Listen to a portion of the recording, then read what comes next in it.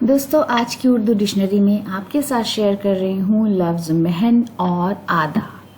سب سے پہلے بات کریں گے لفظ مہن پر۔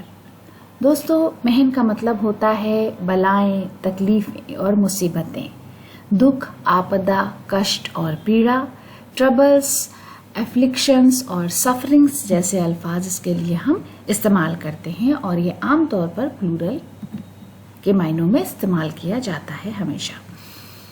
مثال کے لیے جملہ ہے، مفلسی میں ہر طرح کے محن برداشت کرنے پڑتے ہیں، یعنی ہر طرح کی تکلیفیں انسان کو برداشت کرنی پڑتی ہیں۔ شاہد جمیل کا شعر ہے، مقدر پہ دونوں کے پہرے ہیں کیا، محن ایک طرف اور صلہ ایک طرف۔ اس کے بعد لفظ آدھا۔ آدھا کا مطلب ہے مخالفین، دشمن اور حریف، شترو اور ویرودھی، اینیمیز اور اپوننٹ۔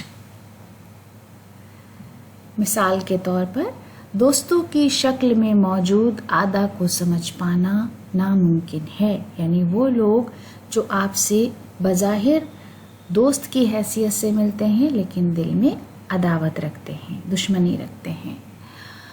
اشوق لکھنوی کا شعر ہے، اگر غرور ہے آدھا کو اپنی کثرت پر، تو اس حیات کو ہم بھی حباب سمجھتے ہیں۔ دوستو اسی شعر کے ساتھ آج کا ویڈیو ختم کرتے ہیں، اگلے ویڈیو میں آپ سے ملاقات ہوگی۔ بہت بہت شکریہ۔